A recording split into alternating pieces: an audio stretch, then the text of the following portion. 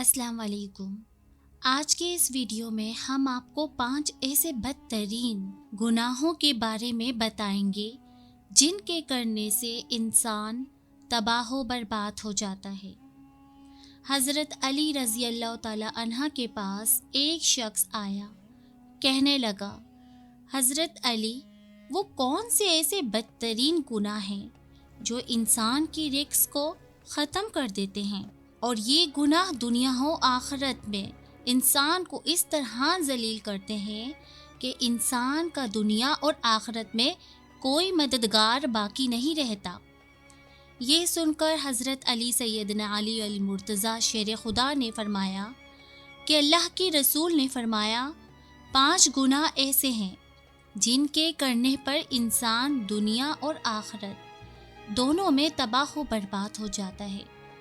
5 گناہ ایسے خطرناک گناہ ہیں جن کے کرنے پر انسان دنیا میں بھی ذلیل اور آخرت میں بھی ذلیل، دنیا میں بھی برباد اور آخرت میں بھی برباد ہو جاتا ہے۔ 5 گناہ کرنے والا شخص دنیا میں بے سکون رہ جاتا ہے، بے آرام رہ جاتا ہے، سکون کا جنازہ نکل جاتا ہے، مشکلات عروج پر آ جاتی ہیں۔ جی، یہ 5 گناہ ایسے خطرناک ہیں۔ حضرت علی نے فرمایا کہ اگر تم چاہتے ہو کہ اللہ کا خاص کرم تم پر برقرار رہے، اگر تم چاہتے ہو کہ رزق کی فراوانی ہو، کامیابی تمہارے قدم چومے، خوشحالی تمہارے قدم چومے، تو خدا را ان 5 گناہوں سے بچ کر رہنا۔ یہ خطرناک 5 گناہ کبھی نہ کرنا۔ پوچھا گیا، حضرت وہ 5 گناہ کون سے ہیں؟ وہ 5 خطرناک گناہ کون سے ہیں؟ تو حضرت علی نے فرمایا، پہلا گناہ تو سود کھانا ہے، پہلا گناہ سود کا کاروبار کرنا ہے۔ فرمایا، ہائے، سود خور انسان دنیا میں بھی ذلیل اور آخرت میں بھی ذلیل و خوار ہو جاتا ہے۔ سود خور انسان دنیا میں بھی تباہ و برباد، آخرت میں بھی تباہ و برباد، کبھی بھی سکون کی نیند نہیں سوتا۔ سود خور انسان دوسروں کو ٹینشن میں مبتلا رکھتا ہے، خود بھی ہر وقت، ہر گھڑی، ہر لمحے ٹینشن میں ہی رہتا ہے، طرح طرح کی پریشانیاں سے گھیر لیتی ہے، ہر طرح کی مصیبتیں سے گھیر لیتی ہے۔ فرمایا، قیامت کے دن سود خور انسان ایسے اٹھیں گے کہ ان کے چہرے مست کر دیے جائیں گے۔ ایک سود خور انسان سیڑھی سے نیچے گرا، منہ کے بل زمین پر گرا اور وہیں مر گیا۔ بیٹا کئی روز تک باپ کا غم مناتا رہا۔ ایک رات بیٹے نے باپ کو خواب میں دیکھا، دیکھ کر پوچھا، ابا تیرے ساتھ کیا معاملہ ہوا؟ سود خور ابا نے کہا، نہ پوچھ بیٹے، سیڑھی سے نیچے گرا تھا، بجائے زمین پر آنے کے سیدھا جہنم میں چلا گیا۔ حضرت شیخ سعدی رحمۃ اللہ علیہ نے فرمایا، میں ایک نیا مکان خرید رہا تھا، مکان کی تلاش میں تھا، اتنے میں ایک سود خور میرے پاس آیا، مجھے کہنے لگا، یہ مکان خرید لو، عمدہ مکان ہے، اس میں کوئی عیب نہیں، اچھا مکان ہے، میں آپ کا ہمسایہ ہوں، اس محلے کا رہنے والا ہوں، آپ کا پڑوسی بن جاؤں گا، آپ کا ہمسایہ بن جاؤں گا۔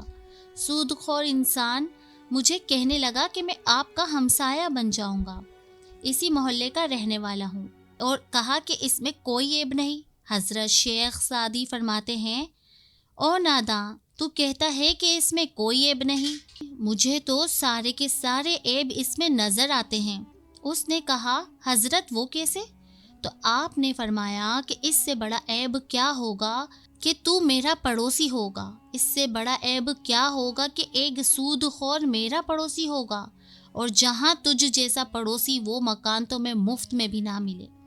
اگر آخرت میں مکان چاہتے ہو، اور اگر تم چاہتے ہو کہ خوشحالی تمہارے ساتھ رہے، رزق کی فراوانی ہو، اگر تم چاہتے ہو کہ کامیابی تمہارے قدم چومے، تو سود کبھی نہ کھانا، سود کا کاروبار کبھی نہ کرنا۔ فرمایا، دوسرا گناہ کسی نیک عورت پر تہمت لگانا ہے، کسی نیک متقی پرہیزگار عورت پر تہمت لگانا ہے۔ کسی عورت پر تہمت نہ لگایا کرو، کسی کی بیٹی پر تہمت نہ لگایا کرو کہ اس سے پہلے کہ تمہاری بیٹی پہ تہمت لگا دی جائے۔ میرا اللہ فرماتا ہے جو شخص کسی عورت پر تہمت لگاتا ہے، جو کسی نیک پر تہمت لگاتا ہے حالانکہ وہ اچھی ہے، نیک متقی پرہیزگار ہے، نماز پڑھتی ہے، روزے رکھتی ہے، وہ اچھی ہے۔ جو شخص کسی اچھی عورت پر تہمت لگاتا ہے وہ دنیا اور آخرت میں ذلیل و خوار ہو جاتا ہے۔ اگر تم کسی کی بیٹی سے نکاح نہیں کر سکتے تو نہ کرو، کوئی بات نہیں، خدا را کسی کی بیٹی کے اوپر تہمت نہیں لگانا۔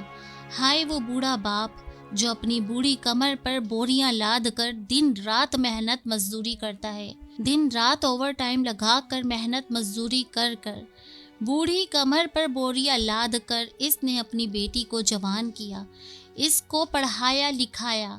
آج جب اس کی بیٹی جوان ہوئی تو محلے کے لوگوں نے، محلے کے نوجوانوں نے اس کی غریب بیٹی کو قبول ہی نہیں کیا اور تہمت لگا کر اسے ٹھکرا دیا۔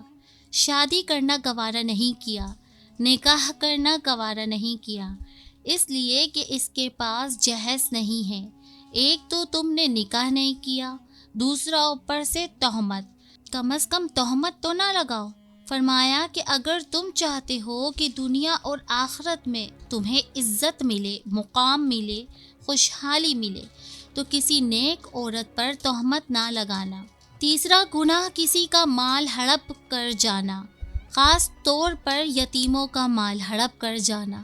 یتیموں کے سروں پر شفقت بھرا ہاتھ رکھو، یتیموں کے سر پر رحمت بھرا ہاتھ رکھو، کیونکہ جب کبھی آپ مر جائیں تو آپ کی اولاد کے سر پر کوئی شفقت کا ہاتھ رکھنے والا ہو۔ فرمایا چوتھا گناہ اللہ کی ذات کے ساتھ کسی کو شریک ٹھہرانا ہے، اللہ کے ساتھ کسی کو شریک سمجھنا ہے۔